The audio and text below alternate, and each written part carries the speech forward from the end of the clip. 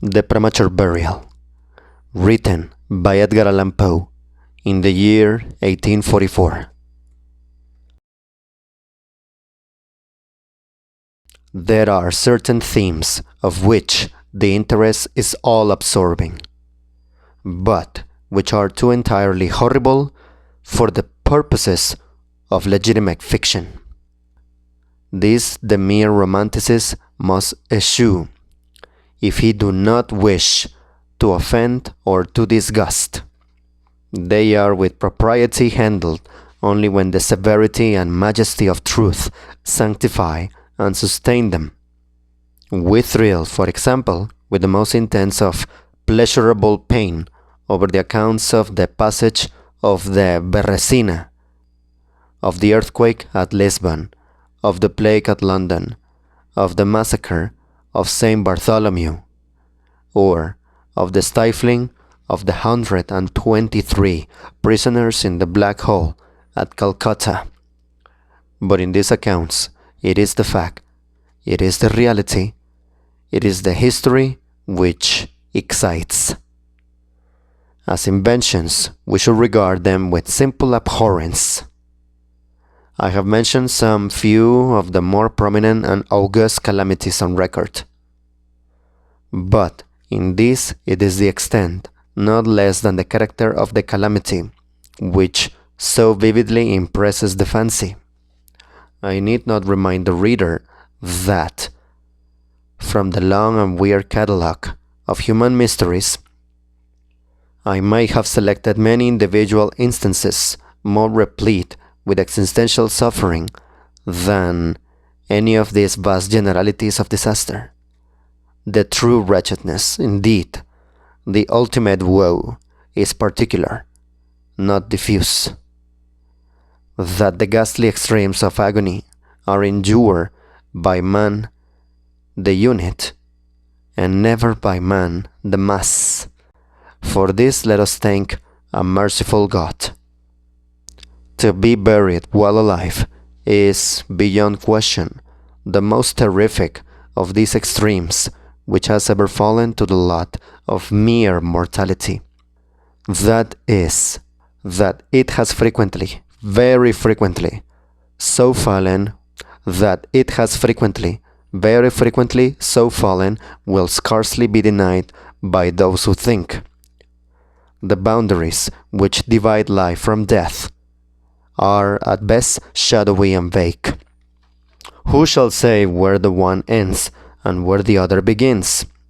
We know that there are diseases in which occur total cessations of all the apparent functions of vitality, and yet in which these cessations are merely suspensions, properly so called. They are only temporary pauses in the incomprehensible mechanism. A certain period elapses, and some unseen mysterious principle again sets in motion the magic pinions and the wizard wheels. The silver cord was not for the ever loosed, nor the golden bowl irreparably broken, but where, meantime, was the soul. Apart, however, from the inevitable conclusion a priori that such causes must produce such effects, that the well-known occurrence of such cases of suspended animation must naturally give rise now and then to premature interments. Apart from this consideration, we have the direct testimony of medical and ordinary experience to prove that a vast number of such interments have actually taken place. I might refer at once, if necessary, to 100 well-authenticated instances, one of very remarkable character, and of which the circumstances may be fresh in the memory of some of my readers, occurred not very long ago in the neighboring city of Baltimore, where it occasioned a painful, intense, and widely extended excitement. The wife of one of the most respectable citizens, a lawyer of eminence and a member of Congress, was seized with a sudden and unaccountable illness. which completely baffled the skill of her physicians. After much suffering, she died, or was supposed to die. No one suspected, indeed, or had reason to suspect, that she was not actually dead. She presented all the ordinary appearances of death. The face assumed the usual pinched and sunken outline. The lips were of the usual marble pallor. The eyes were lustreless. There was no warmth. Pulsation had ceased. For 3 days, the body was preserved unburied, during which it had acquired a stony rigidity. The funeral, in short, was hastened on account of the rapid advance of what was supposed to be decomposition. The lady was deposited in her family vault, which, for 3 subsequent years, was undisturbed. At the expiration of this term, it was opened for the reception of a sarcophagus. But alas, how fearful a shock awaited the husband, who personally threw open the door. As its portal swung outwardly back, some white opal object fell rattling within his arms. It was the skeleton of his wife in her yet unmolded shroud. A careful investigation rendered it evident that she had revived within 2 days after her entombment, that her struggles within the coffin had caused it to fall from a ledge or shelf to the floor, where it was so broken as to permit her escape. A lamp, which had been accidentally left full of oil within the tomb, was found empty. It might have been exhausted, however, by evaporation. On the uttermost of the steps which led down into the dread chamber was a large fragment of the coffin, with which it seemed that she had endeavored to arrest attention by striking the iron door. While thus occupied, she probably swooned or possibly died through sheer terror, and, in failing, her shroud became entangled in some ironwork which projected interiorly. Thus she remained, and thus she rotted, erect. In the year 1810, a case of living inhumation happened in France, attended with circumstances which go far to warrant the assertion that truth is, indeed, stranger than fiction. The heroine of the story was Mademoiselle Victorine Lafourcade, a young girl of illustrious family, of wealth and of great personal beauty. Among her numerous suitors was Julien Bousset, a poor litterateur, a journalist of Paris. His talents and great amiability had recommended him to the notice of the heiress, by whom he seems to have been truly beloved. But her pride of birth decided her finally to reject him, and to wed a Monsieur Renner, a banker and a diplomatist of some eminence. After marriage, however, this gentleman neglected, and perhaps even more positively, ill-treated her. Having passed with him some wretched years, she died. At least her condition so closely resembled death as to deceive everyone who saw her.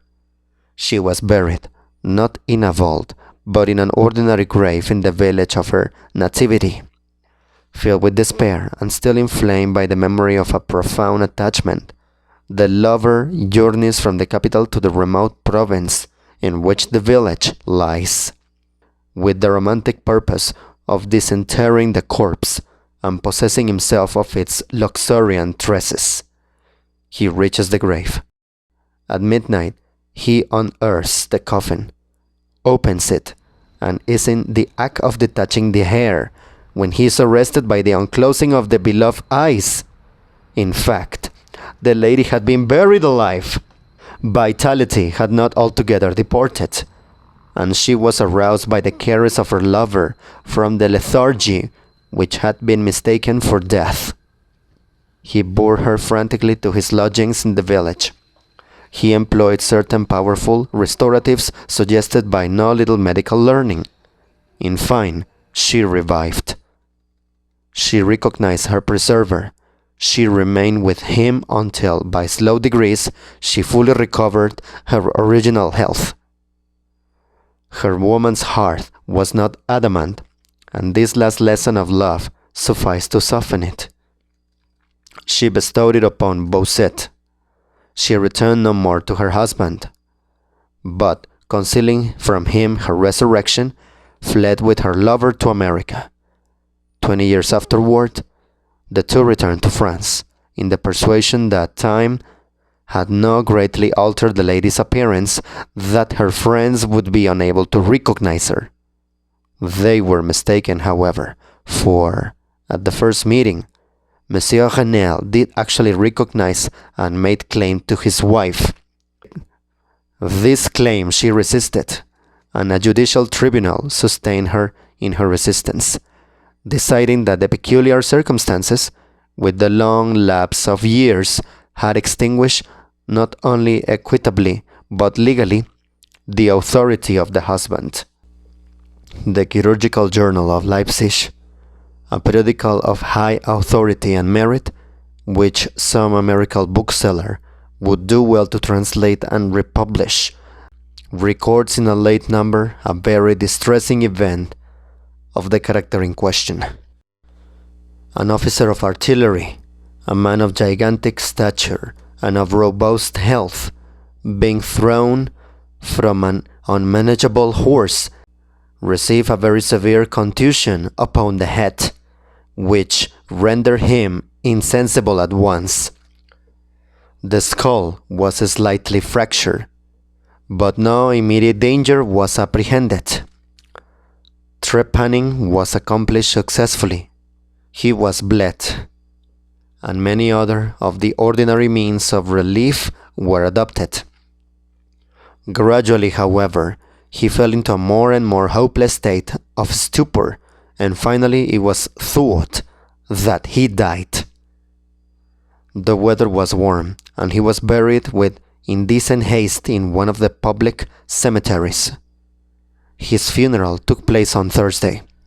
On the Sunday following, the grounds of the cemetery were, as usual, much thronged with visitors, and about noon an intense excitement was created by the declaration of a peasant that, while sitting upon the grave of the officer, he had distinctly felt a commotion of the earth, as if occasioned by someone struggling beneath. At first, little attention was paid to the man's asseveration, but his evident terror, and the dogged obstinacy with which he persisted in his story, had at length their natural effect upon the crowd. Spades were hurriedly procured, and the grave, which was shamefully shallow, was in a very few minutes so far thrown open that the head of its occupant appeared. He was then seemingly dead, but he sat nearly erect within his coffin, the lid of which, in his furious struggles, had partially uplifted. He was forthwith conveyed to the nearest hospital, and there pronounced to be still living, although in an asphytic condition. After some hours he revived, recognized individuals of his acquaintance, and, in broken sentences, spoke of his agonies in the grave. From what he related, it was clear that he must have been conscious of life for more than an hour, while inhumed, before lapsing into insensibility. The grave was carelessly and loosely filled with an exceedingly porous soil, and thus some air was necessarily admitted. He heard the footsteps of the crowd overhead, and endeavored to make himself heard in turn. It was the tumult within the grounds of the cemetery, he said, which appeared to awaken him from a deep sleep. But no sooner was he awake than he became fully aware of the awful horrors of his position. The patient, it is recorded, was doing well and seemed to be in a fair way of ultimate recovery, but fell a victim to the quackeries of medical experiment.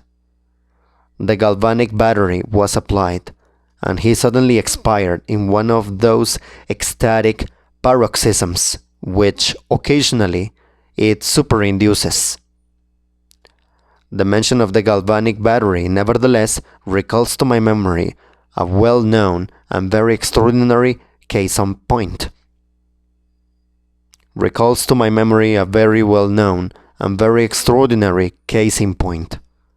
where its action proved the means of restoring to animation a young attorney of London who had been interred for 2 days. This occurred in 1831 and created at the time a very profound sensation wherever it was made the subject of converse. The patient, Mr. Edward Stapleton, had died, apparently of typhus fever, accompanied with some anomalous symptoms, which had excited the curiosity of his medical attendants.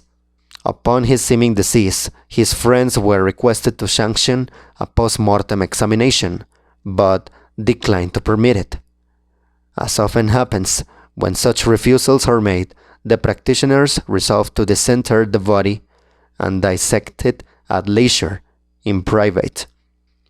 Arrangements were easily effected with some of the numerous corps of body snatchers with which London abounds, and upon the third night after the funeral, the supposed corpse was unearthed from a grave 8 feet deep and deposited in the opening chamber of one of the private hospitals.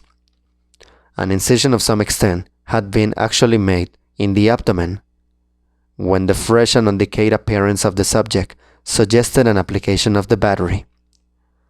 One experiment succeeded another, and the customary effects supervened, with nothing to characterize them in any respect, except, upon 1 or 2 occasions, a more ordinary degree of lifelikeness in the convulsive action. It grew late. The day was about to dawn, but it was thought expedient, at length, to proceed at once to the dissection.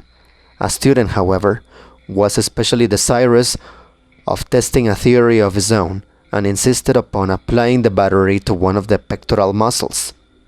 A rough gash was made, and a wire hastily brought in contact, when the patient, with a hurried but quite unconvulsive movement, arose from the table, stepped into the middle of the floor, gazed about him uneasily for a few seconds, and then spoke. What he said was unintelligible, but words were uttered. The syllabification was distinct. Having spoken, he fell heavily to the floor. For some moments, all were paralyzed with awe, but the urgency of the case soon restored from their presence of mind. It was seen that Mr. Stapleton was alive, although in a swoon. Upon exhibition of ether, he revived and was rapidly restored to health, and to the society of his friends, from whom, however, all knowledge of his resuscitation was withheld, until a relapse was no longer to be apprehended. Their wonder, their rapturous astonishment may be conceived. The most thrilling peculiarity of this incident, nevertheless, is involved in what Mr. S. himself asserts. He declares at no period was he altogether insensible, that dully and confusedly he was aware of everything which happened to him, from the moment in which he was pronounced dead by his physicians, to that in which he fell swooning to the floor of the hospital. "I'm alive!" were the uncomprehended words which, upon recognizing the locality of the dissecting room, he had endeavored in his extremity to utter. It were an easy matter to multiply such histories as these, but I forbear, for indeed we have no need of such to establish the fact that premature interments occur. When we deflect how very rarely from the nature of the case we have it in our power to detect them, we must admit that they may frequently occur without our cognizance. Scarcely, in truth, is a graveyard ever encroached upon for any purpose to any great extent, that skeletons are not found in postures which suggest the most fearful of suspicions. Fearful indeed the suspicion, but more fearful the doom. It may be asserted without hesitation that no event is so terribly well adapted to inspire the supremeness of bodily and of mental distress as is burial before death. The unendurable oppression of the lungs, the stifling flumes of the damp earth, the clinging to the death garments, the rigid embrace of the narrow house, the blackness of the absolute night, the silence like a sea that overwhelms, the unseen but palpable presence of the conqueror worm. These things, with the thoughts of the air and grass above, with memory of dear friends who would fly to save us, if but informed of our fate, and with consciousness that of this fate they can never be informed, that our hopeless portion is that of the really dead. These considerations, I say, carry into the heart, which still palpitates, a degree of appalling and intolerable horror, from which the most daring imagination must recoil. We know of nothing so agonizing upon earth. We can dream of nothing half so hideous in the realms of the nethermost hell. And thus, all the narratives upon this topic have an interest profound, an interest nevertheless, which, through the sacred awe of the topic itself, very properly and very peculiarly depends upon our conviction of the truth of the matter narrated. What I have now to tell is of my own actual knowledge, of my own positive and personal experience. For several years, I have been subject to attacks of the singular disorder which physicians have agreed to call catalepsy, in the fall of a more definite title. Although both the immediate and the predisposing causes, and even the actual diagnosis of this disease are still mysterious, its obvious and apparent character is sufficiently well understood. Its variations seem to be chiefly of degree. Sometimes the patient lies, for a day only, or even for a shorter period, in a series of exaggerated lethargy. He is senseless and extremely motionless, but the pulsation of the heart is still faintly perceptible. Some traces of warmth remain. A slight color lingers within the center of the cheek. And upon application of a mirror to the lips, we can detect a torpid, unequal, and vacillating action of the lungs.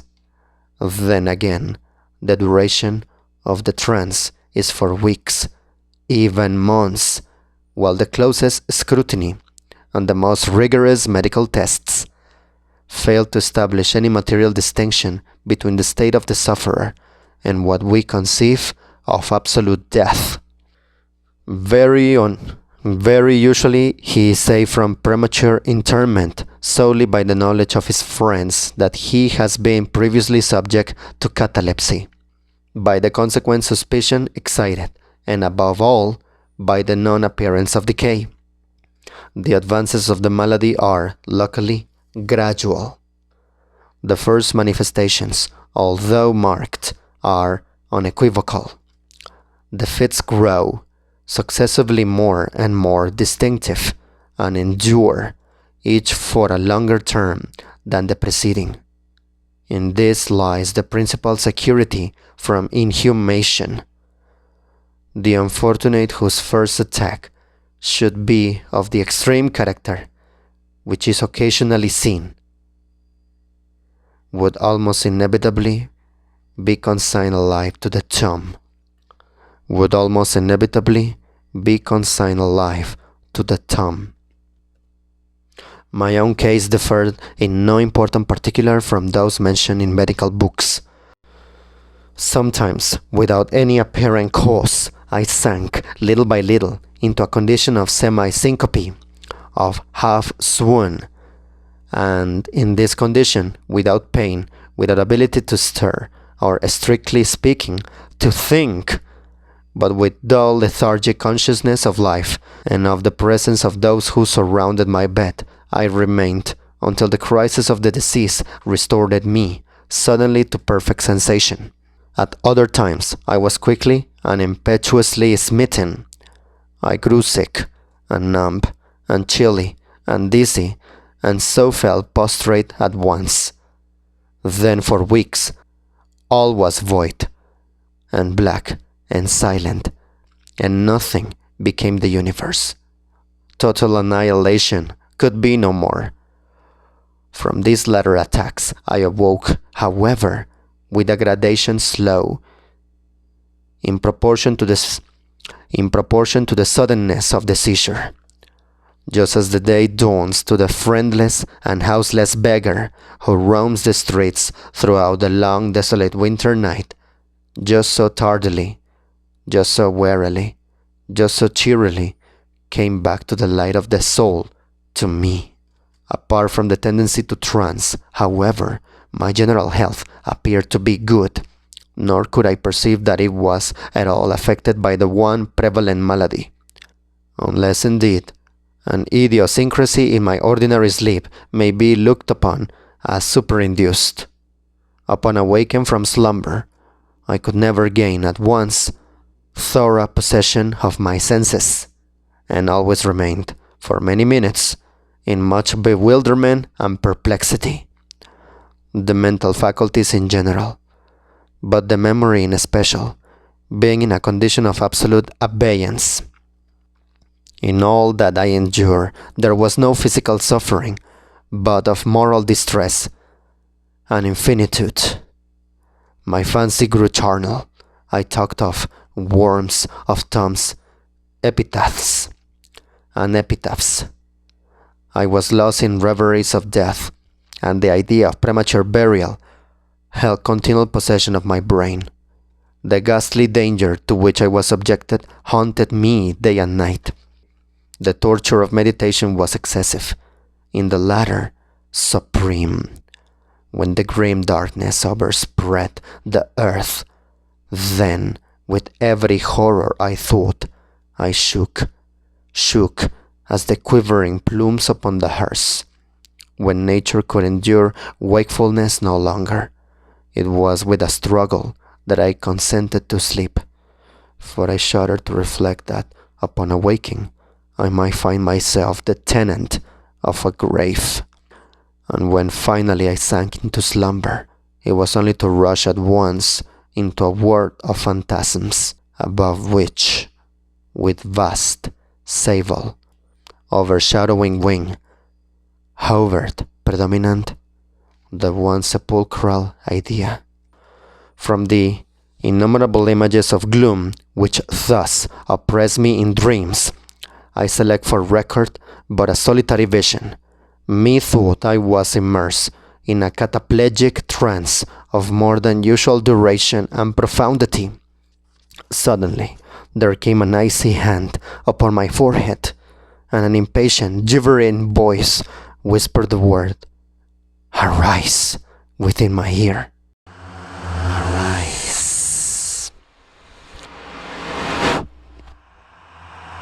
Arise. I sat erect. The darkness was total.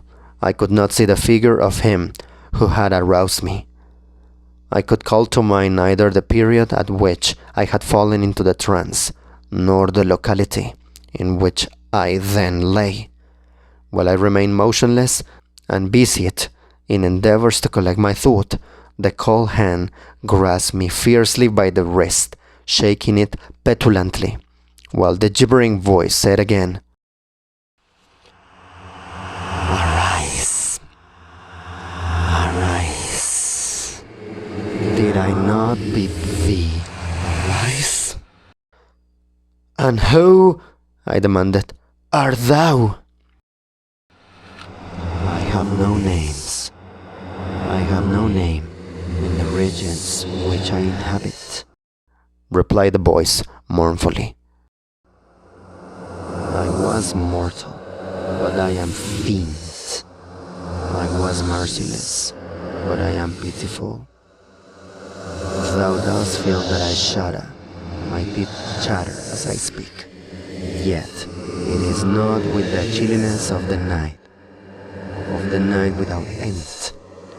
But this hideousness is insufferable. How canst thou tranquilly sleep? How? I cannot rest for the cry of these great agonies. These sighs are more than I can hear. Get thee up, come with me into the outer night, and let me unfold to thee the graves. Is not this a spectacle of woe? Behold! I looked, and the unseen figure which still grasped me by the wrist had caused to be thrown open the graves of all mankind, and from each issued the faint phosphoric radiance of decay, so that I could see into the innermost recesses, and there view the shrouded bodies in their sad and solemn slumbers with the worm. But alas, the real sleepers were fewer, by many millions, than those who slumbered not at all. And there was a feeble struggling, and there was a general sad unrest. And from the depths of the countless pits there came a melancholy rustling from the garments of the buried, and of those who seemed tranquilly to repose. I saw that a vast number had changed, in a greater or less degree, the rigid and uneasy position in which they had originally been entombed. And the voice again said to me as I gazed, Is it not, is it not a pitiful sight? Is it not, is it not a pitiful sight? Is it not, is it not a pitiful sight? But before I could find words to reply, the figure had ceased to grasp my wrist.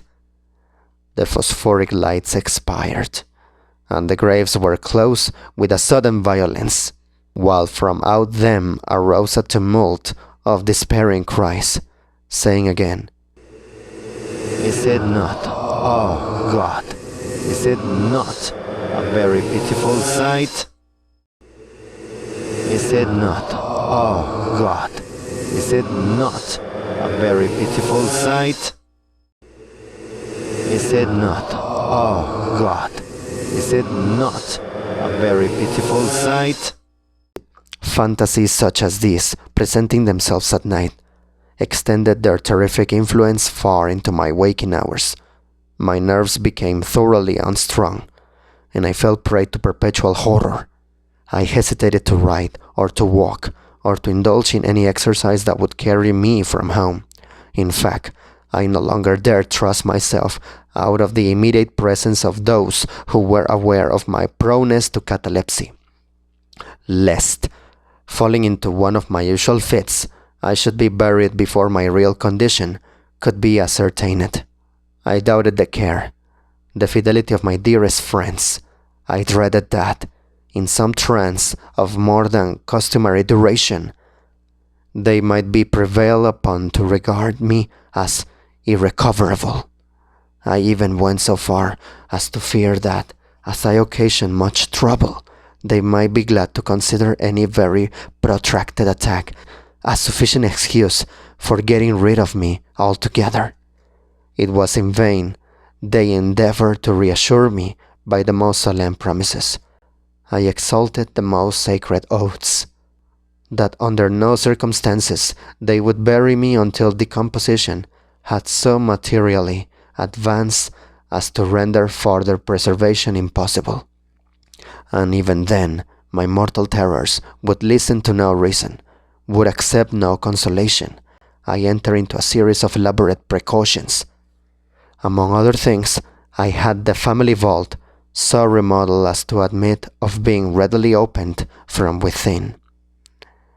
The slightest pressure upon a long lever had extended far into the tomb would cause the iron portal to fly back. There were arrangements also for the free admission of air and light, and convenient receptacles for food and water, within immediate reach of the coffin intended for my reception. This coffin was warmly and softly padded, and was provided with a lid, fashioned upon the principle of the vault door, with the addition of springs so contrived that the feeblest movement of the body would be sufficient to set it all liberty.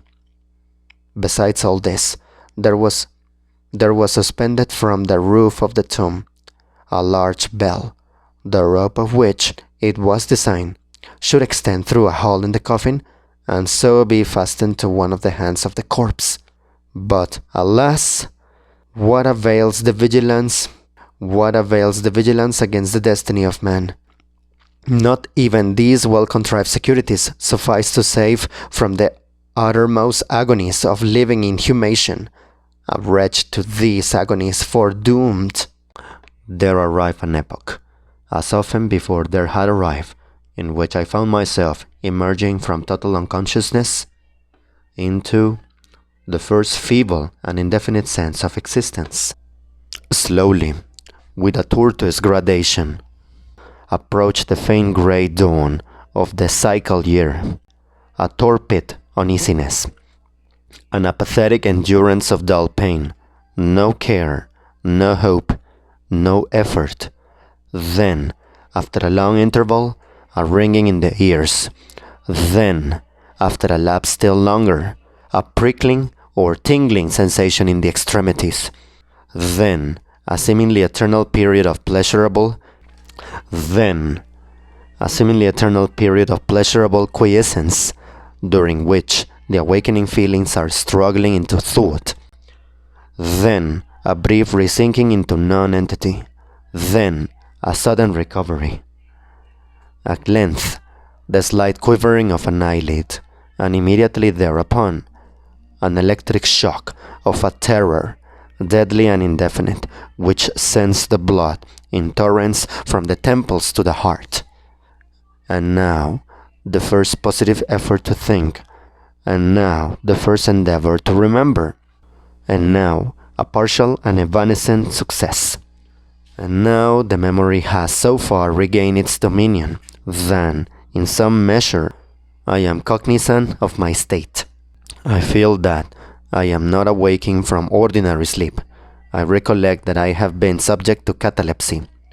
I am now at last, as if by the rush of an ocean, my shuddering spirit is overwhelmed by the one grim danger, by the one spectral and ever-prevalent idea. For some minutes after this fancy possessed me, I remained without motion. And why? I could not summon courage to move. I dare not make the effort, which was to satisfy me of my fate. For some minutes after this fancy possessed me, I remained without motion. And why? I could not summon courage to move. I dare not make the effort, which was to satisfy me of my fate. And yet, there was something at my heart which whispered me it was sure. Despair, such as no other species of wretchedness ever calls into being. Despair alone urged me, after long irresolution, to uplift the heavy lids of my eyes. I uplifted them. It was dark, all dark. I knew that the fit was over. I knew that the crisis of my disorder had long passed. I knew that I had now fully recovered the use of my visual faculties. And yet, it was dark, all dark. The intense and utter raylessness of the night that endureth forevermore. I endeavored to shriek, and my lips and my parched tongue moved convulsively together in the attempt. But no voice issued from the cavernous lungs, which, oppressed as if by the weight of some incumbent mountain, gasped and palpitated with the heart at every elaborate and struggling inspiration. The movement of the jaws in this effort to cry aloud showed me that they were bound up.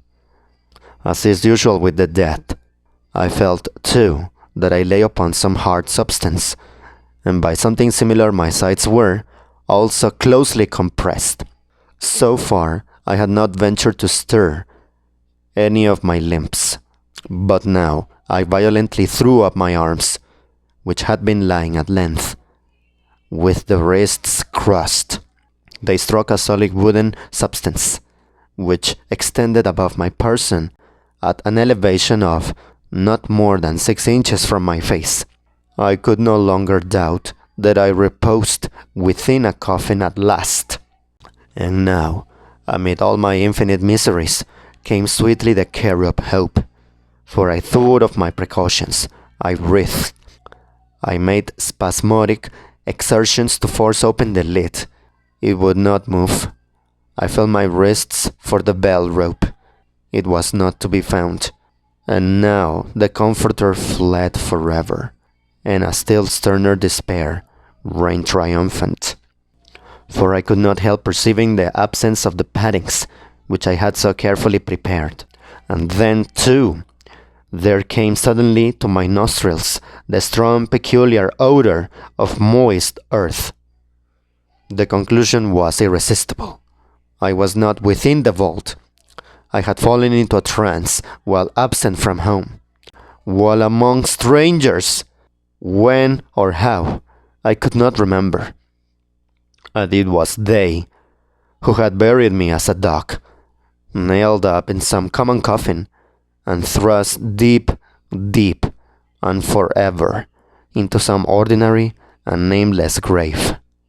As this awful conviction forced itself thus into the innermost chambers of my soul, I once again struggled to cry aloud, and in this second endeavor I succeeded. A long, wild, and continuous shriek, a yell of agony, resounded through the realms of the subterranean night. "Hello! Hello! Hello there! Hello! Hello!" said a gruff voice in reply. "What the devil's the matter now?" said a second. "I'll get out of that," said a third. "What do you mean by yowling in that here kind of style, like a catamount?" said a fourth. And hereupon I was seized and shaken without ceremony for several minutes by a junto of very rough-looking individuals. They did not arouse me from my slumber, for I was wide awake when I screamed, but they restored me to the full possession of my memory. This adventure occurred near Richmond in Virginia.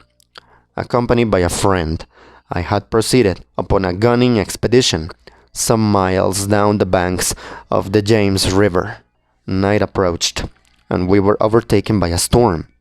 The cabin of a small sloop lying at anchor in the stream, and laden with garden malt, afforded us the only available shelter. We made the best of it, and passed the night on board, slept in one of the only 2 berths in the vessel, and the berths of a sloop of 60 or 20 tons need scarcely be described. That which I occupied had no bedding of any kind. Its extreme width was 18 inches. The distance of its bottom from the deck overhead was precisely the same. I found it a matter of exceeding difficulty to squeeze myself in. Nevertheless, I slept soundly, and the whole of my vision, for it was no dream and no nightmare, arose naturally from the circumstances of my position, from my ordinary bias of thought, and from the difficulty to which I have alluded of collecting my senses, and especially of regaining my memory, for a moment, for a long time after awaking from slumber. The men who shook me were the crew of the sloop, and some laborers engaged to unload it. From the load itself came the earthy smell. The bandage about the jaws was a silk handkerchief in which I had bound up my head, in default of my customary nightcap. The tortures endure. However, were indubitably quite equal for the time to those of actual sepulture. They were inconceivably hideous, but out of evil proceeded good, for their very excess wrought in my spirit an inevitable revulsion. My soul acquired tone, acquired temper. I went abroad. I took vigorous exercise. I breathed the free air of heaven. I thought upon other subjects than death. I discarded my medical books. Buchan I burned. I read no night thoughts, no fustian about churchyards, no bugaboo tales, such as this. In short, I became a new man, and lived a man's life. From that memorable night, I dismissed forever my charnel apprehensions, and with them vanished the cataleptic disorder, of which, perhaps, they had been less the consequence than the cause. There were moments when, even to the sober eye of reason, the world of our sad humanity may assume the semblance of a hell. But the imagination of man is not Carathis, to explore with impunity its every cavern. Alas, the grim legion of sepulchral terrors cannot be regarded as altogether fanciful. But, like the demons in whose company Afrasiab made his voyage down the Oxus, they must sleep, or they will devour us. They must be suffered to slumber, or we perish.